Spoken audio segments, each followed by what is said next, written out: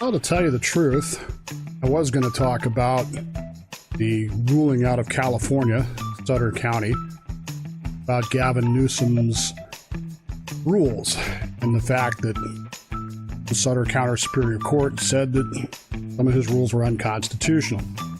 But something else came up. Started seeing some posts, I don't know, midday yesterday, talking about this idea that state legislatures in Republican-held legislative states should override the electoral process and appoint Trump electors to the Electoral College. It took me a little bit of running to do this, mostly because I was in the middle of other things, but as it turns out, this idea seems, and I will categorize it as seems, to have originated with Mark Levin, where it was quickly picked up by, of course, The Blaze and other conservative chat show hosts around the country, to the point where we're beating the drum now to essentially cross the Rubicon and nullify the election and just appoint electoral voters. The argument here, of course, is that the election is being stolen from Donald Trump. Now, look, say some things here. You need to stay with me, okay? When I'm done, it fades to the galaxy, then you can yell at me. But until I'm done, just hold your thoughts, okay? That's all I'm asking. I know many of you feel that there's a great deal of cheating going on. I know this because I see your social media posts. I caution you in all of this. A Facebook post, I heard on the radio, I believe is not proof of anything. You may believe that the election is being stolen, but can you prove it? If you cannot prove it, then the real politic of the situation is, for all practical purposes, it's not being. I've asked you to use a little bit of perspective in all of this. I asked you yesterday, if you listened to the show yesterday, to think about things. This is not the victory that the left, the Democrats, that even Joe Biden thought he was going to get. For God's sakes, all summer long we've heard about Susan Collins. Susan Collins, the polls, she's going to lose. She won easily. Okay? Clearly, things are not leaning left the way they want you to believe they are. And a President Biden would be hamstrung, I guess, by a lot of things, that he's not going to get his way in everything. That said, I started looking into this thing because I got a text, Dave, can they do this? Can they do this? Not should they do this, can they do this? Well, the short answer to your question about whether or not a legislature can simply appoint electors to the Electoral College is yes, they can. But, like most things, the fact that you can do something doesn't necessarily mean that you should do something. Okay? This all goes back, believe it or not, to 1892. In 1892, the state of Michigan was a battleground state, much as it is now, and Grover Cleveland was running against Benjamin Harrison. Cleveland had been president before, then ousted by Harrison, and now he was running again against Harrison. And there was a lot. I mean, I keep saying this, nobody believes me, but we've had controversial elections before, folks. We've had candidates that people hated before. And these two people weren't getting along, and they didn't see eye to eye, and Cleveland was running again, and Michigan saw itself as an opportunity, the Democratic-controlled legislature which had just taken power 2 years before, saw an opportunity in a heavily Republican state to help out Grover Cleveland in the upcoming election. So they passed a law called the Minor Law, M-I-N-E-R, after the guy that wrote it. And in essence, what it did was it gave all of the states' Electoral College votes. Instead of giving it to the winning candidate, which would have been, in this case, Harrison, they gave it instead by congressional district. They apportioned it, which would at least give some electoral votes to Cleveland. And they thought, well, this will help. And so, great. Now, subsequent events made it, a little pointless, but there was a great deal of backlash about this. Republicans in the state of Michigan in 1892 sued all the way to the United States Supreme Court, where the United States Supreme Court, in an expedited ruling, ruled in October before the election that the minor law was valid, that they upheld it. The upholding of that law was seen to be constitutional by the federal Supreme Court. District method was sustained, and decision of the Michigan court, which had previously already decided this, was affirmed. Interestingly, the Detroit Free Press added the hopes of the Republicans dashed to pieces in their headline. I think that's interesting because even back then there was a great deal of animosity. The McPherson versus Blacker case that we're talking about here revolved around that idea that the Constitution, the 14th Amendment specifically, the Republican argument was that the 14th Amendment had locked the state into a winner-take-all position. Supreme Court took this up, and they made, in that ruling that you just saw there, they came to some conclusions here. Okay? Number one conclusion they came to is that state legislatures have plenary power over the appointment of electors. Now, this plays into what Levin and others have been saying. Can they do it? Yes, they can. Why? Because what does plenary power mean? It means unqualified and absolute. State legislatures have unqualified and absolute authority to appoint the electors to the Electoral College. And in many states, what they've done is they've passed laws that they had, as they had in Michigan in the 1890s, designating how they were going to do that. The second thing they decided was that states cannot remove that plenary power. In fact, no one, including the federal government, can remove that plenary power. What that means is, very simply, that the governor cannot get up in the morning and go, you know what, I don't like the way the legislature has done this, and we're not going to do it that way. Now, he could veto a law that had been passed doing that, and then we go through that whole process, but he cannot simply override the plenary power of the legislature. This is important to understand. The people can't do it except by changing their legislature and changing the laws. The governor can't do it. The courts cannot do it. The federal government cannot do it. The state legislature, in this, Levin and his others are correct. The state legislature can, in fact, exercise plenary power over how the electors are appointed.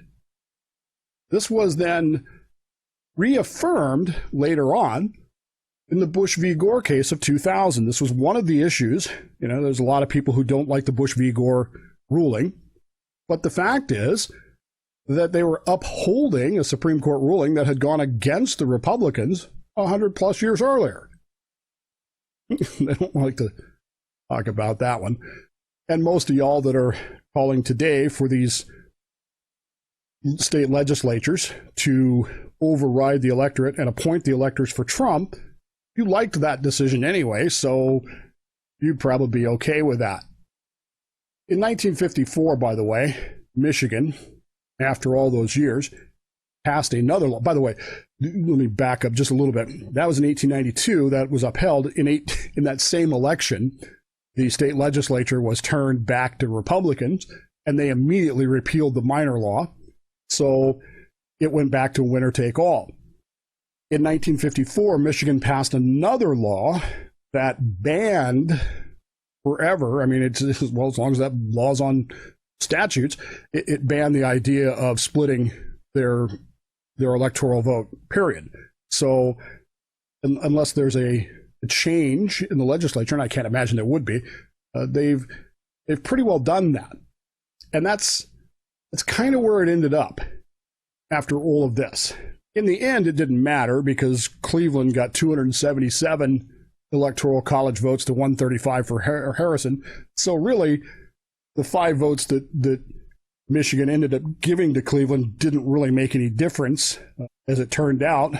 But like most elections with polling, nobody really knew what was going to happen. And so people were trying to manipulate things, get it where they want it to be. It worked, but did it really work?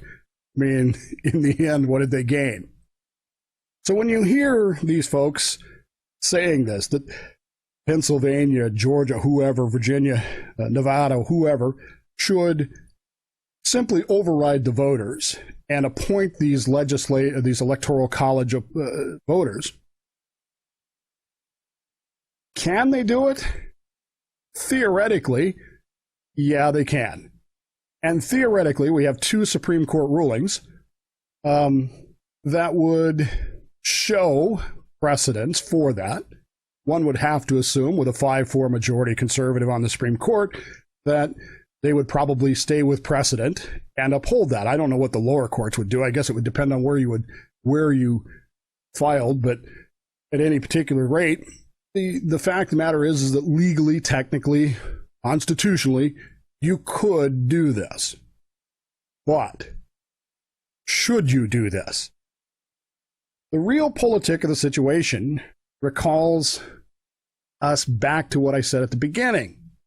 The realpolitik is, number one, can you actually prove in a court of law extraordinary claims require extraordinary proof? Can you actually prove that voter fraud is going on at the widespread scale? Don't tell me about your Facebook post. Don't tell me about what you read on The Blaze. Don't tell me about, can you prove it? Because, again, a Facebook post, while colorful and entertaining and designed to attract your attention, is not proof. And if you cannot prove it, well, you're going to lose.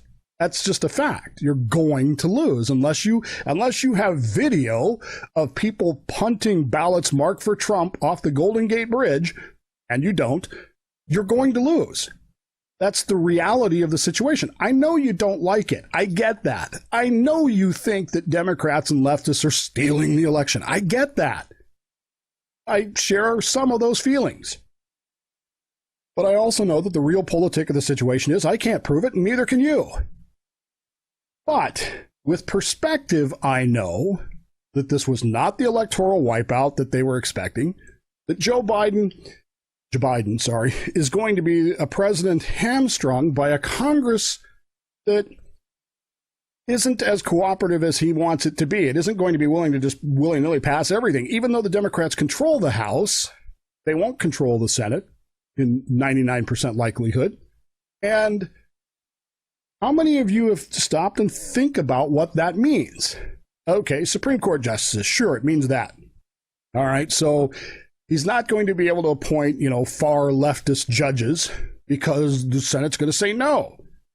Same is true of the lower court benches. He's going to have to modify that. He's going to have to either stealth appoint people that are lying, which presumably the the Judiciary Committee would get to, or he's going to have to seriously modify his position.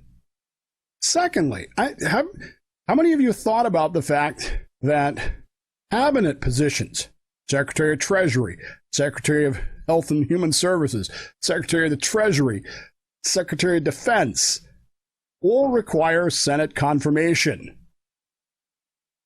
Anybody think about that? Anybody considering the fact that, some of these people are going to be too far left for the Senate to approve. or maybe they're going to have to moderate things. This is the real politic of the situation, folks. This is the reality of the situation. This is, of all the possible permutations of this election other than Donald Trump winning in a landslide, this is not the worst one that we could have had by any stretch of the imagination. And so running around screaming that we want electoral votes overturned and electors appointed by legislatures is a surefire way to, it's certain to backfire on you. It's absolutely certain to flip legislatures. I mean, it really is. And how would you feel if it was 180 degrees out? Would you be calling for this if it was the other way around? Of course you wouldn't. You would be condemning it roundly. You would be saying, that's tyranny. And you know what? It is. It's a power grab. It's crossing the Rubicon. And tyranny, folks, is tyranny. I don't care if it's conservative or leftist. I don't care. The idea of power grabs by either side is a power grab, period. And once you cross the Rubicon, you cannot go back. Once you do this once, you can't go back, and you're going to have to deal with the consequences of it. In 1892, the Democrats won their case before the United States Supreme Court, and they gave 5 meaningless electoral votes, meaningless, utterly useless electoral votes to Grover Cleveland, who won by more than 100 votes anyway. And what happened? On that same election, they got thrown out. And it was years before they were able to recover from that. A power grab is a power grab. Tyranny is tyranny. Can you do such a thing? Yeah, I guess technically, legally, yeah, you could. I can't tell you that Levin is wrong and the others are wrong in the sense that could it legally be done? Sure. I'm sure you could find a way to get around it. Should you do it? Not a chance in hell.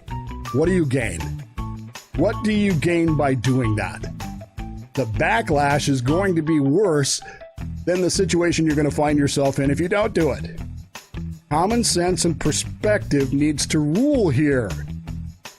Before we cross the Rubicon, and before we say to ourselves, well, the die is cast.